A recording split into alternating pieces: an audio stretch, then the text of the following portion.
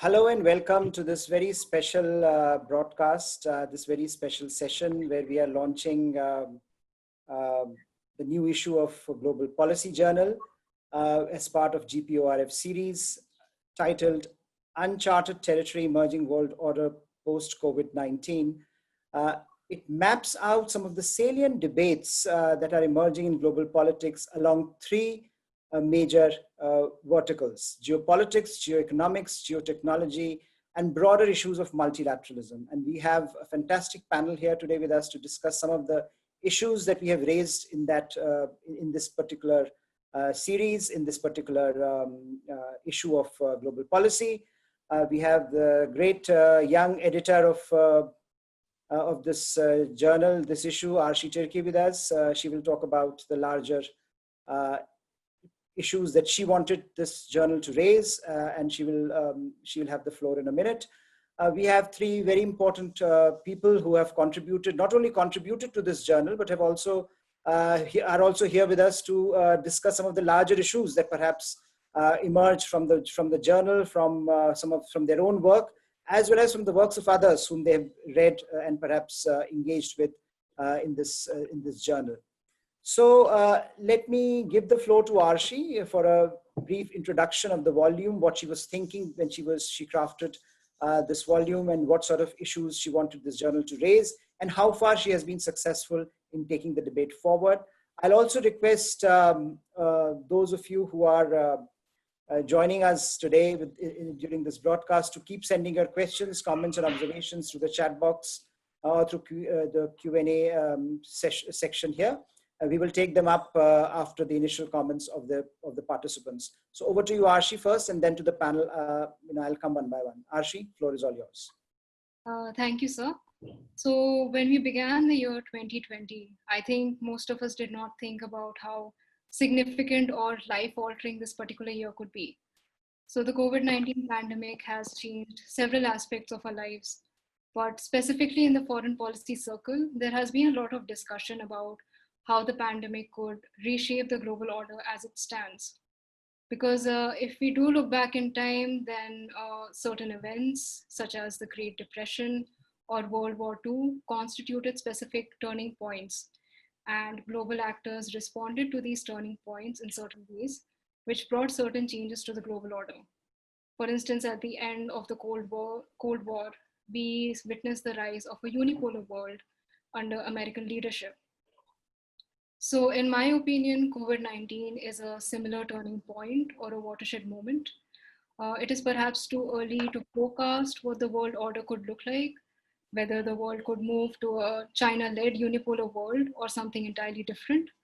But this specific volume attempts to study elements under geopolitics, multilateralism, geotechnology, and geoeconomics, to provide greater clarity of what we could come to expect in the future. So the first section on geopolitics looks at how COVID-19 presents its biggest challenge to the Western-led liberal order. We have seen a complete absence of US leadership. Existing structures such as multilateralism and globalization are disintegrating. And the questions are being raised about whether China could fill this void and whether it is even desirable for China to fill this void. There's also an interesting study on how different regime types have responded to the pandemic. Regime types have a correlation with geopolitics. The rise of Soviet Union witnessed the propagation of communism, while the end of the Cold Wars saw a triumph of democracy. So we have an interesting data-driven study which looks at how democratic or authoritarian governments have responded to the pandemic. The second section on multilateralism looks at the possible demise of the post-World War II global order. The institutions that were created back then sought to maintain peace and security and achieve shared prosperity for all.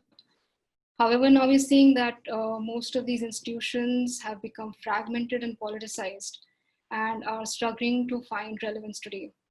Of course, at the center of this is the World Health Organization, or the WHO. So Professor Harshpant and I, we wrote a specific article on this, and we looked at how its sluggish response came under increasing global scrutiny.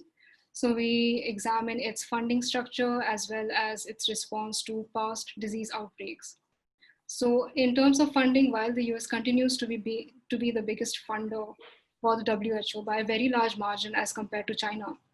So because of this, most of the global outrage focused on the WHO when it was seen as being highly deferential to Beijing is in relation to the current WHO Director General, Dr. Tedros Ghebreyesus, who, uh, who has faced criticism for his alleged lack of political independence.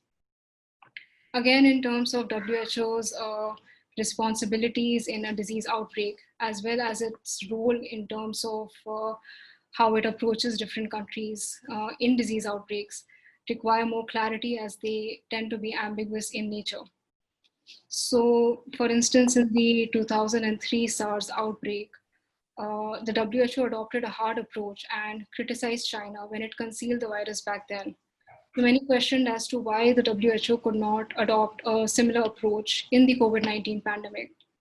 However, there is another side which says that the WHO's functions are mostly recommendatory in nature and limited to providing technical assistance.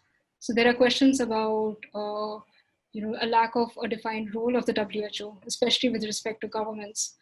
There are transparency issues, the lack of funding. So all of this points towards the need of improving the WHO's functioning.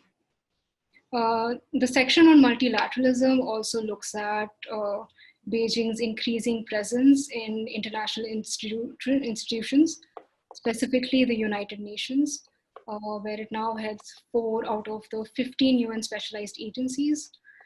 So there are broader questions about the politicization of the United Nations. However, I feel that these developments should not be seen as a reason to abandon these institutions, but rather as an opportunity to work on the weaknesses and improve the global governance architecture. So certain efforts in regional pockets, such as Prime Minister Modi's initiative to resurrect the SAARC, or the South Asian Association for Regional Cooperation, provides a crucial case in point for sticking to these multilateral platforms. The third section on geoeconomics looks at the effect of COVID-19 on globalization, supply chains, and bilateral economic relations. We are seeing that the neoliberal model of economic globalization has suffered a severe setback. If this becomes permanent, then we will see more inward-looking economies, and this is vastly different from the interconnected world that we were all used to. So Mr. Jayan Sinha and Dr. Samir Saran in their essay coined the term gated globalization, which looks at the emergence of a globalization that is less free and less open than before. COVID-19 has also affected different countries differently. So in this context, it's interesting to see how it could affect emerging economies like India, because as we try to adapt to a less interconnected world, we also want to achieve economic progress and bolster our presence on the global stage. At the confluence of bilateral economic relations and foreign policy is this increase in demand for essential supplies and medical equipment. So countries that can service this demand can forge new diplomatic partnerships and improve the global standing. So we have an essay that specifically looks at China's mass diplomacy and sees how the Central and Eastern European countries have responded to this. The final section of this volume looks at geotechnology. Of course, in focus is the geopolitical contestation between the US and China in emerging technologies. This section also provides a snapshot of the use of advanced technologies to respond to the coronavirus. And this can provide some introspection on what this could mean for cyberspace norms going forward.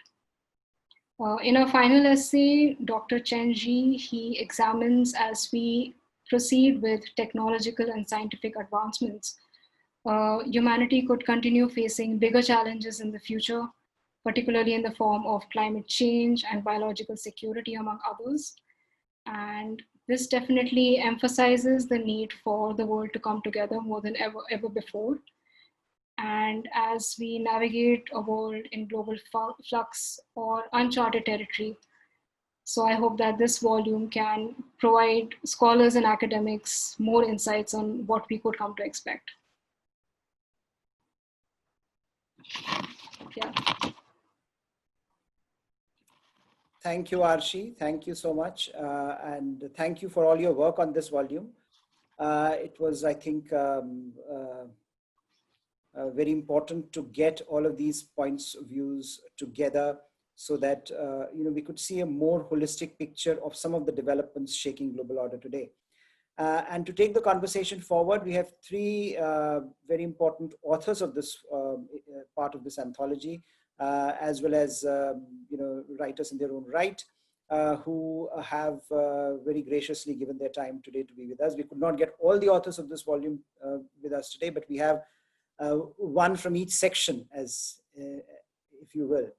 So we have Dr. Manoj Joshi, Distinguished Fellow at Observer Research Foundation, Delhi, and we have Trisha Ray, also Junior Fellow with ORF.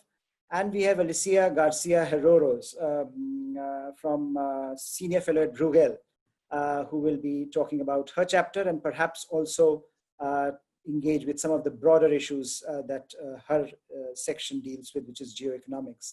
So let me start, Manoj, with you. You have, of course, in your chapter, you have written about US-China contestation and what sort of relationship is emerging. But can I ask you to elaborate a bit on not only your chapter, but also, let us ask a fundamental question. Will we see a global order as I think Arshi was suggesting? Are we at the cusp of that inflection point where we will see a global order completely remapped? Or are some of the trends that we were witnessing before COVID-19, are those getting accentuated because of what has happened due to the pandemic and its after effects? And in particular, the rise and fall of great powers, the sense that we are seeing a rise of a power and, of course, a decline of another power. Is this a fair reading of the present strategic architecture, or are we reading just too much into this? Well, Harsh, I would say that when we look at the United States, for example, and we see this mighty power and we see the current president there, our judgment often gets colored by that. Meaning, he's not a good president. Meaning, let me be very clear, that's my point of view. He's not a good president. He's not been able to take, his society is divided. And that affects the way the United States is dealing with a very complex situation. It's true. I would not agree in saying that you have the power shift taking place. That's obvious. Meaning, yes, China is expanding, China is growing, but the United States is by no means declining. Meaning, I would not accept the idea of the decline of the US. But you see, a great deal in any power depends on the ruling group, meaning the ruling authority, the ruling class, or elected officials. In the case of China, you have the Communist Party of China. And unfortunately here, the US has got the short end of the stick currently. And therefore, we are presented with a very divided society where I don't think there's agreement, for example, on how do you deal with even China. And we can expect that the Biden presidency could be very different. Mr. Biden has already made certain remarks saying that if I come to power, I'm going to, the first thing I'm going to do is to get back into the Paris climate change conference. I mean, he's made this as a declaration, and you can see this trend. I suspect this would happen for WHO as well. So there is a problem with the United States, and that gives China a great deal of advantage in the present situation. Because the United States has suddenly decided to take its ball and go home. Because the United States architected the world order that we are used to, the one that was created. And everyone expected that when something like this pandemic took place, the United States would take leadership. It's got the most formidable R&D system establishment that you can think of. And yet what we are witnessing is a bit of a fiasco, meaning the United States has simply not been able to manage the pandemic. So what I do think, certainly, certain things, to answer your basic question, since the global financial crisis of 2008, we have seen that the whole world order that we spoke about was creaking, meaning the globalization concept itself was under a great deal of strain. There was a whole lot of pressure on the supply chain issues. There were countries that had not quite recovered from the global financial crisis. The United States, if you look at the trust in the world system, WTO, was not able to complete the Doha rounds. It's been years and years and years not been able to complete that round. Paris Climate Change Conference, meaning that is a great achievement, but that's come apart. So yes, the old world order was coming apart, and obviously if it's coming apart, we need a new one. We need a new one, and in the new one, what China is saying, look, I must have my place. But like everyone else, everyone would want the place, and it has to be negotiated. Negotiating a new order is a far more complex thing. After all, this world order we are talking about has taken 3, 4, 5 decades. If you have to renegotiate something like UNCLOS, for example, which the Chinese blithely ignored in the case of the South China Sea, they simply reinterpreted UNCLOS to their will. The United States, of course, has not even ratified UNCLOS. So we've had a problem with the old order.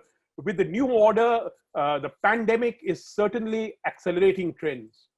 It is accelerating trends. The worry now is that as it comes apart, we have the two major powers of the world fighting cats and dogs.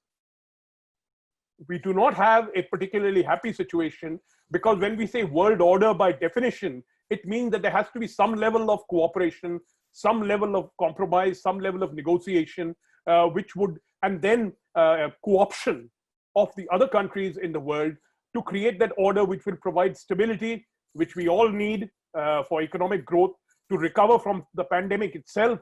That stability is absolutely vital. And unfortunately, there are no signs that that's going to happen. In fact, what we are seeing is an intensification of the quarrel between the US and China. I think I'll just stop there at this point.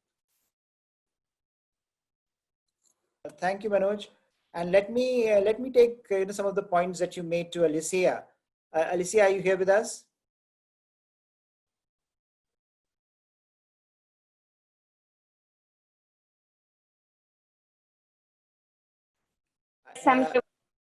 Yeah, you are on mute. Here you go. Yeah, thank you. So, Alicia, we are interested. Yes. Your paper dealt with a number of things which pertain to external dependence and how that is being reconfigured in light of what COVID-19 is doing.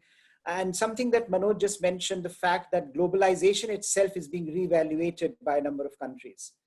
And would you like to explore this theme in greater detail in terms of whether or not you see globalization, the way we have understood it for the last several decades, undergoing a fundamental transformation as we move towards the next, next phase of economic interactions? Or do you think this is just a passing phase in our economic interactions, and it would soon lead to a more normalization of traditional globalization? Thanks very much for the invite. It's a pleasure to be with you. I really admire your think tank, and this report is absolutely excellent. I want to congratulate all of the authors and Archie for her able ability to put all of this together. Regarding your question, I'd like to perhaps broaden it a little bit first and then go directly into the financial issues that emerging economies may be facing in the light of that deglobalization that you are referring to, and of course the pandemic. So on starting with the most important issue, which is the follow-up to what we heard already from Professor Joshi, is really about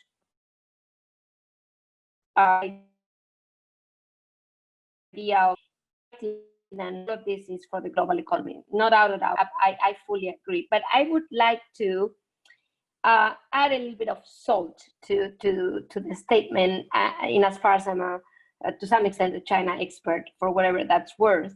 And it is that although we do see very clearly the weaknesses of the US as the incumbent, as the existing hegemon, let alone its economy, in particular after the 2008 financial crisis, which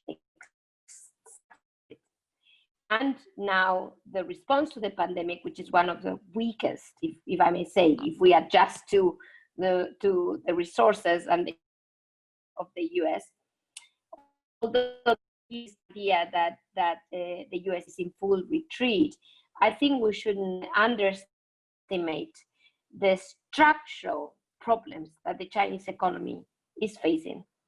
The reason why we may not see that so clearly is, of course, that the degree of transparency is not comparable. I mean, what we hear, we happen to see it if we have the chance. Let's not forget that China is close to even residents, for the last 4 to 5 months. So it's very hard to see anything at the current juncture of how difficult the situation might be.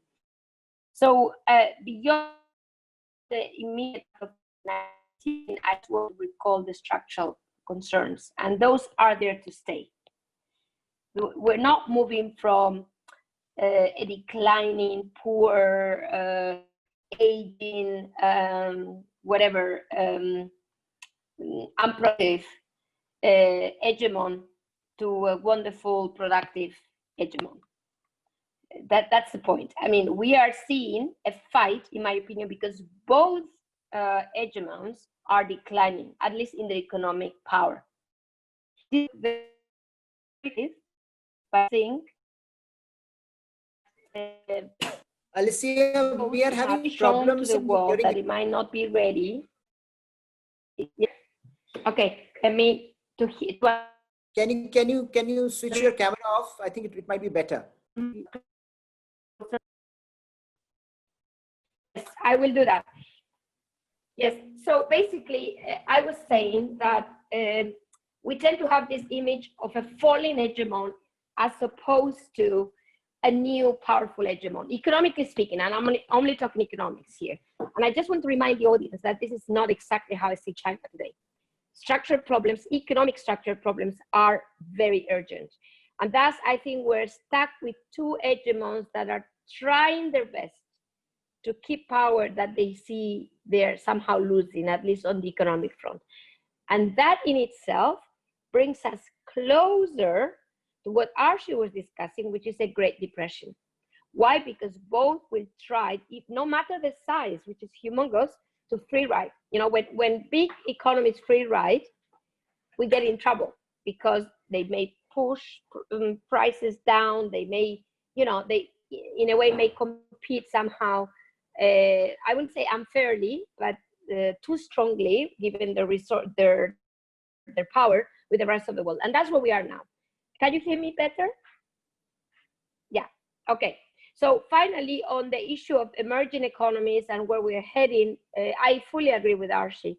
I think we're moving towards clear deglobalization. We know about trade deglobalization in goods. This is trade war, this is geopolitics, this is export controls, This brings us to, of course, tech deglobalization or two ecosystems. Maybe India might start a third ecosystem given what happened with China recently.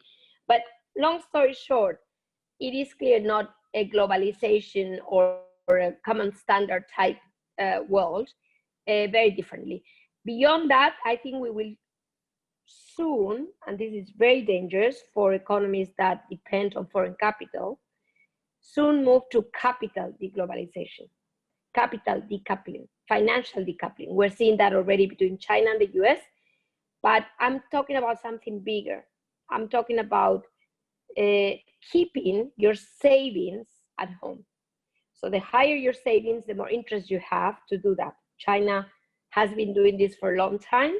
My fear is that others may start for the fear of losing their own savings. So that world is a full-fledged deglobalization mode, more than just trade.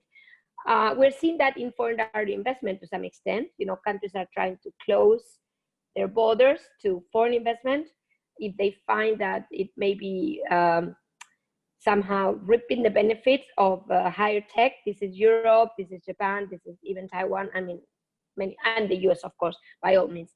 So I would leave it there. I don't want to take too much of your time. I do agree with the statement.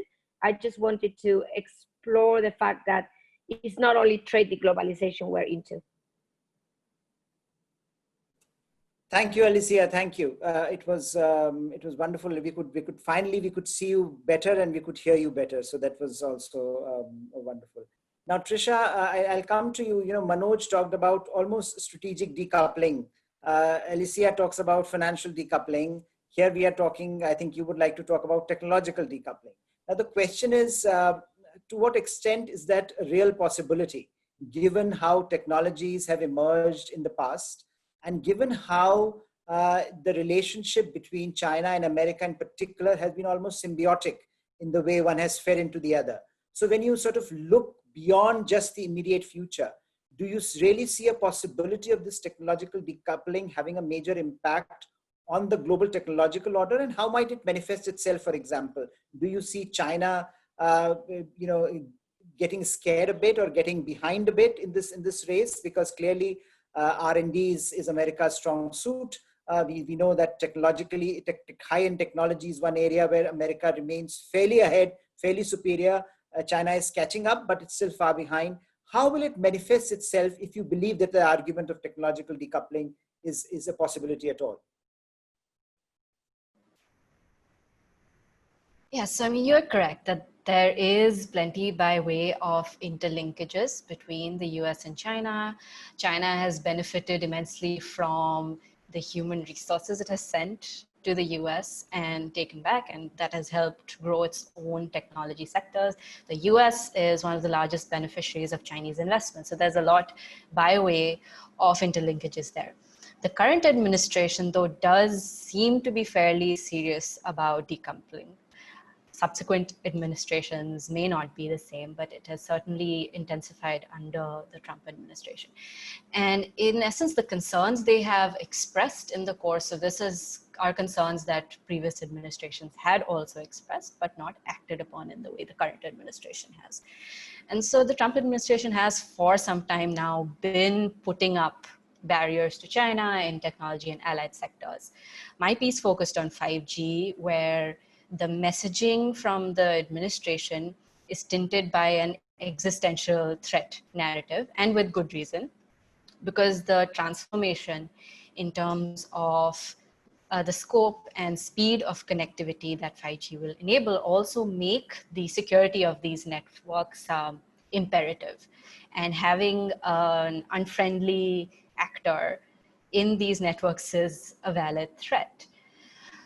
So we've had CFIUS blocking acquisitions from Chinese entities. We've had the setting up of the Telecom Committee, which will review foreign participations across the US telecom sector, including existing contracts.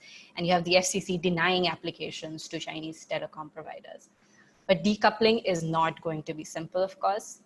Even in 2018 and 19, while the two countries were in the midst of a trade war, China accounted for 21% of US imports, and Chinese entities signed 11 billion in investment deals with US entities.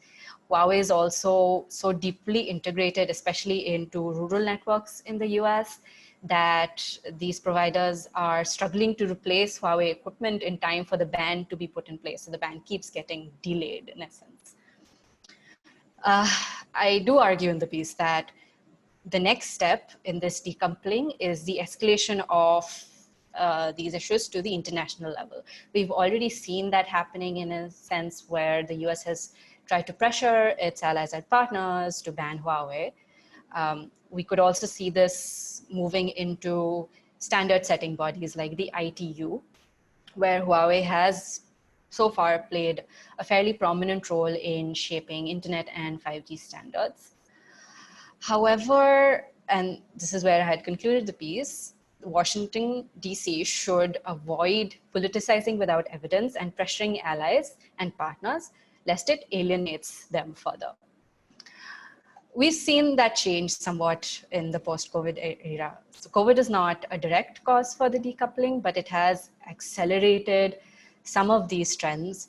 It has strengthened sovereign and nationalist narratives on tech. It has also given countries an added impetus to disengage their technology supply chains from China. At the time I'd written the piece, UK, India, France, and Germany had shied away from a ban. This has also changed. Singapore and Brazil, for instance, have recently turned down Huawei bids. They are going ahead with contracts with Nokia and Ericsson. In the UK, China's mismanagement of the initial pandemic and then its subsequent misinformation campaigns have strengthened anti-China voices. And so at the meeting of the British National Security Council today, in fact, they are expected to conclude that working with Huawei will be a national security threat. In India, Galwan has precipitated a lot of change. The MTNL and BSNL have been barred from sourcing from Huawei. Airtel and Vodafone are also dithering and might cancel their contracts and are reportedly looking at alternatives. And through Galwan, I mean, the government has gotten the average Indian citizen to care about their data vis-a-vis a foreign power and to look more deeply into where there is Chinese investment. So there has been criticism of some of these moves, for example, the ban on Chinese apps, but there has also been an outpouring of support. I mean, whether or not this ban is symbolic, it does send an important signal. And there are many eyes on India, and where India goes, other countries may follow.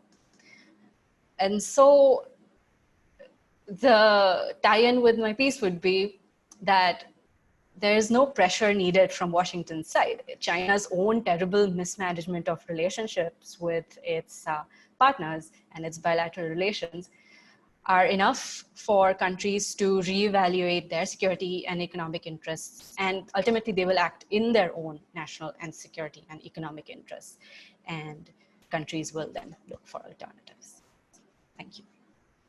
Thank you, Trisha. And one of the interesting things that comes out of this discussion is there used to be a time when trade, technology, these were the issues that were seen as ameliorative measures to sort of tide over political differences, that they would allow you to frame your relationships in a manner that would be, to use a Chinese word, win-win.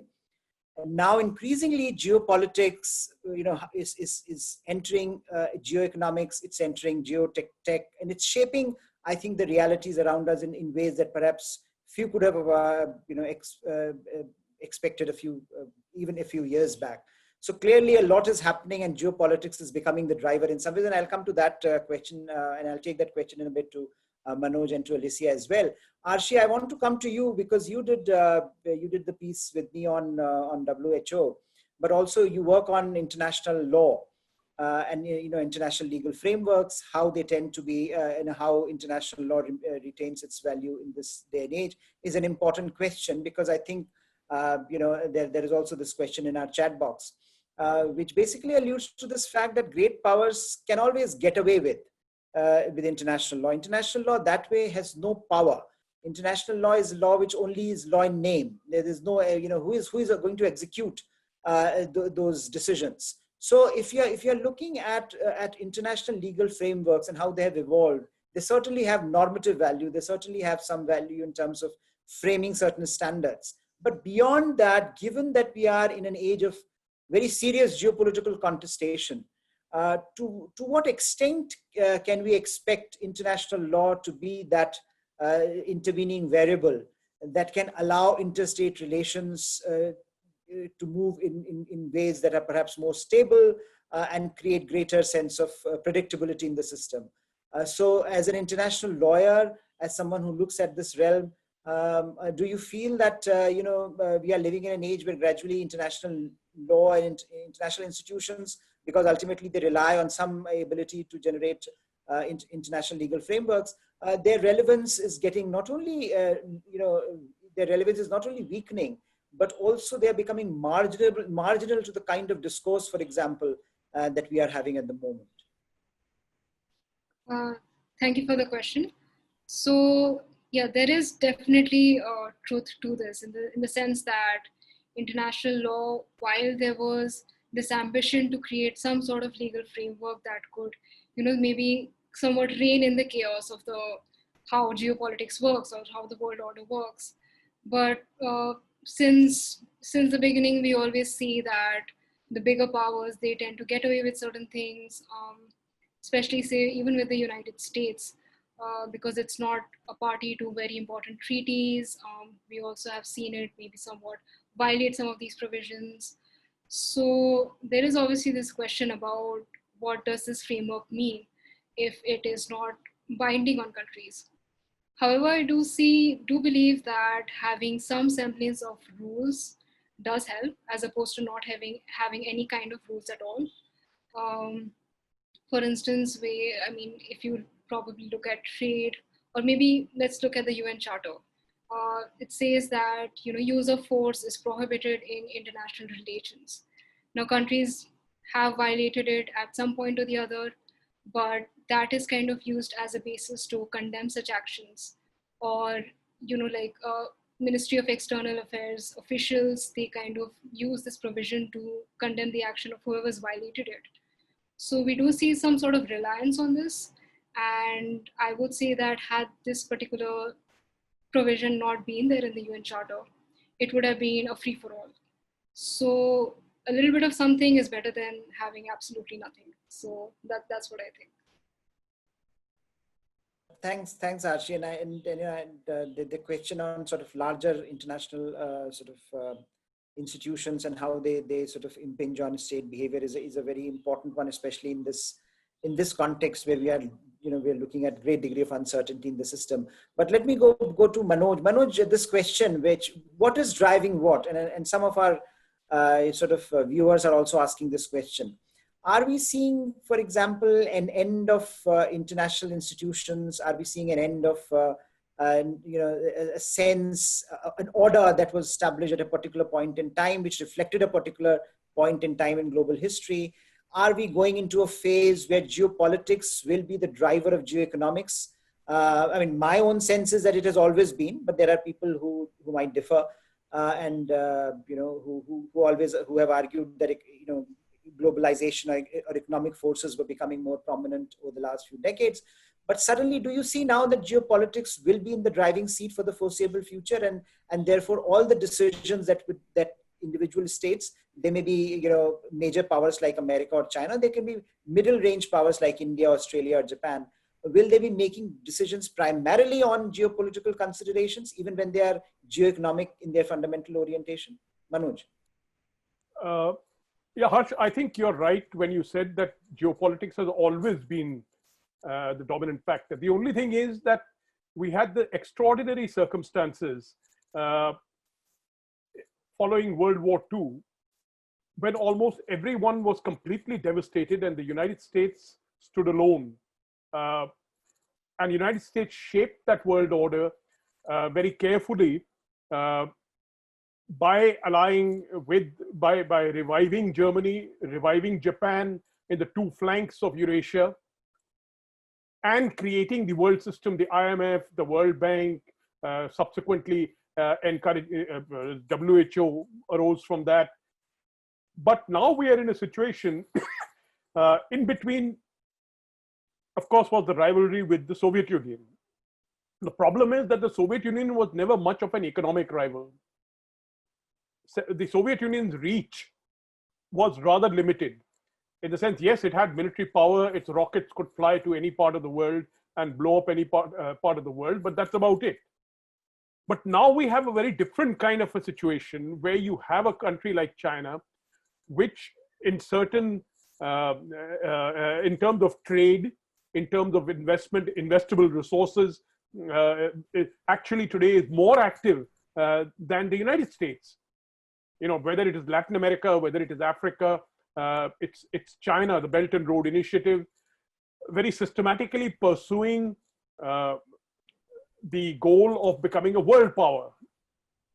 And I think it's not a question of, it's that what you call the Ganchao strategy. You know, it is not just catch up, it is catch up and surpass. China doesn't want to be another Germany or a Japan, you know, which is a very, very important technological and economic powers. China doesn't want to be like them. China wants to be the power. And the point is that in certain areas, it has come to the point. 5G, of course, is a classic case. In 5G, Chinese technology is at least 2 years ahead of everyone else. And everyone else who delays it, and I think they've got it at the right point, meaning it is a revolutionary technology. It had the tremendous potential of transforming, tremendous potential in the future of impacting on the world power balance. And now that the United States, I think, suddenly at the almost the last minute realized this and has started blocking the rise of 5G. But there are other areas. You see, the United States not worried so much 5G. Yes, it worried them because Chinese were the world leaders there. There are certain other areas, quantum computing, some areas of biomedicine, new energy. In new energy areas, the Chinese have almost taken charge of the entire supply chain. You know, from the mines in the Democratic Republic of Congo to the manufacture of those cells, it's all China. But the US remains the world's preeminent power. It's way ahead of China in many, many ways. But what the United States worries about is some kind of a transformative technology. And that is what 5G looked like. Transformative technology, which can almost immediately begin affecting the geopolitical balance. And I think in the coming year or two, we're going to see more of this because all the people who are going to go with Ericsson and Nokia, they're essentially delaying the rollout of their 5G. And that is a fact. Now the question is, so China will, at the end, will roll out 5G in China. Maybe they get some advantage of it, but they will certainly not be in a position where they can dictate policy in other parts of the world. So yes, geopolitical competition and geo-economic competition has now melded. And there are points where you have to make a choice. The problem is that for us, for many of, I think Trisha gave the figures for the US-China thing. The fact of the matter is China is a huge, not just a huge exporter of product. China is a huge exporter of intermediate goods. Meaning if even Samsung, if you want to buy a Samsung phone, half the components will be Chinese made. And so to therefore say that we're going to block the Chinese at this stage, as you know, many brave people in India want to do, the problem will be that you will suffer delay, you will suffer downturn for years on end before you can replace it, assuming that you have the gumption to create the industrial ecosystem which can replace that, which I don't think India at present is in that situation. Trisha, I saw you nodding your head at times. Either you were disagreeing or you were vigorously agreeing with Dr. Joshi. So if you want to make a comment and intervene here, you are most welcome. I would also come to you with a different question, which was about capital finance versus startups. That Chinese have invested so much in our startup sector. So as you sort of start decoupling or start thinking about decoupling, what are the costs there that are inherent in that sort of manner? It's something that Manoj also touched upon. But from a person who tracks technology and technological evolution, what are some of the things that you might want to say there? But of course, first you can respond to Manoj if you'd like. I'll address the question first, and I think my answer to that might address some of the points that were raised. So there is a distinction between just taking Chinese money and Chinese influence in the course of our technological development or on these small startups. There's Chinese capital in a lot, even Zomato, Ola, they all have Chinese investment. But I hesitate to call that a national security problem because, as far as I know, there has been no interference from China in that sense. Not all Chinese companies are working at the behest of the Chinese state.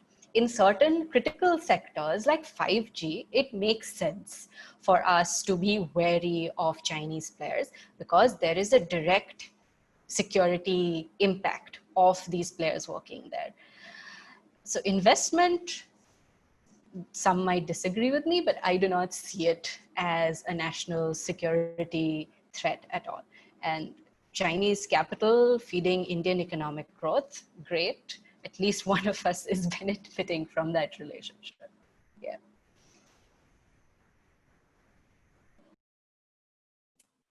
I think we have lost Alicia.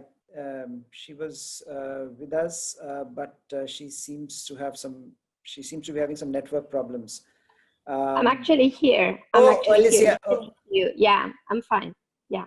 So would you like to comment on anything that was said earlier about geopolitics and geoeconomics, or do you agree with both of our comments here, which both from Trisha and Manoj? Well, I think that arguing, I mean, I understand that half of Ericsson is made with Chinese components, but I would argue that half of any of Chinese telecom appliances are made, even more than half actually, with foreign components. So there's no such thing as China dominance in that sector yet. There may be, but not yet. And the bottleneck is the semiconductor industry. So I think we can portray the future, but I don't think, we're yet there. And the problem is that getting there will be harder and harder for China. And whether right or wrong, I think China has all the right to shine, and it's done its utmost to do so. So it's not a judgment, but it's a reality. So I think before we think we'll be locked in to Chinese technology, we first have to see whether we're there. And my claim is that we're not yet there. And this is beyond my scope because I didn't write the Geotech chapter, but that's how I see things. And if we were there, I think the situation would be very much easier for China than it is today. So that's why we have this fight in front of us, because we're not yet there. If we were, given China's sheer size, I think that the story would end there, but we aren't. So the problem is, what do we need to take sides economically, even technologically speaking? I mean, I'm nobody to say this, but for a country of the size of India, I hope you don't have to take any sides. I do hope the European Union doesn't have to take any sides. That's the whole point. So perhaps the discussion would rather be develop our own economic sovereignty and technological independence. And I think that's where the EU is working on, successfully or unsuccessfully. But that would be a way to change the story. Just avoid thinking only hegemonically. That would be my contribution to this issue. Thank you. But Alicia, do you think that EU has now converged on this issue of economic sovereignty vis-a-vis China? Because as outsiders, we still see lots of different voices expressing lots of different opinions. In fact, some of the recent writings have explicitly targeted Germany as being a country that continues to be in favor of a more moderate relationship with China compared to some of the other countries that are taking a more harder line. So do you see a consensus emerging in European Union, in wider Europe, about the problems, the challenges that China poses, both in geoeconomics and geotech, which are clearly the two most important areas going forward for European Union? Well, I'm going to give you two examples of why I think the EU, including Germany, has turned towards a more cautious approach to China. Well, actually, three. The first is 2019, is well before the pandemic. Our position paper on China said it very clearly. China is a systemic rival. And the EU has been saying this in 2016 with a milder voice, but my point is it's not only following Trump, it's actually a very endogenous idea, if I may say. I mean, really coming from the fact that the EU as such, including Germany, is benefiting so much less in terms of trade and investment relations from China than it was in the past. That's number one. Number two, the very obvious, the Leipzig summit, which is basically there's been no such summit with the EU 27 members participating, not only the European Commission, and so basically intergovernmental summit has been cancelled or delayed, but so far cancelled because we don't have a new date. It's not been taken by video conference as this one. And the third and most important is that the EU-China summit, meaning European Commission, so high-level dialogue, not with the member states, has come out, this is only a couple of weeks ago, without any final statement. No statement. So, you know, I think that speaks for itself. But I would argue that Europe doesn't, although the situation has worsened in terms of its relations with China, I don't think Europe, because Europe is not a hard power, doesn't have any intention to antagonize with China. The difference between the EU, US and Europe. By the way, Europe has no intention to antagonize with anybody, let alone China. So it's not in the spirit of what the EU really is, because we're 27 member states. We're not a nation. So, you know, we're not a nation, it's very hard to think in the same mindset, you know, nation, sovereignty. But economic sovereignty, to your question, is becoming a big issue in Europe. And it's not only about China, it's also about the US. It's about extraterritoriality of US decision. It's about feeling that we don't have space, basically, and that whatever the very few things we may be proud of, including, you know, export competitiveness, are being seen as a threat by the US. So in that regard, I think economic sovereignty is actually wider than just China for Europe. Thank you. Thank you, Alicia. I think we have just reached the time limit, and I would like Arshi to conclude today's discussion, being the editor and who has worked most on this volume. Arshi, do you have any final comments and any observations that you would like to make before we conclude today's discussion? Thank you, sir. So I would, of course, like to thank the authors who have joined us for this particular panel discussion, and also to all the other contributing authors who worked with me on this, to specifically on this topic of looking at what the emerging world order post-COVID-19 could look like. It's a very heavy topic. It obviously has not reached the end of its conclusion. I do hope that studies and research keep going on this, and we can hopefully work on more research on this in the future. So basically what you are saying is that you should be given more opportunities to write more of such series and edit them, which is wonderful. More power to you. Thank you, Arshi, for doing this. It's a great anthology. Thank you, Manoj, Trisha, Alicia, for joining us today. And it's been wonderful, and look forward to the next iteration of this series, and hopefully these conversations, which have just about started, and we have just about trying to grapple with some of these challenges. I think we are not yet in the post-COVID-19 phase. We are still grappling with COVID-19. So by the time we reach post-COVID-19 phase, perhaps we will have greater understanding of some of these trends. But thank you all. Thank you so much for joining.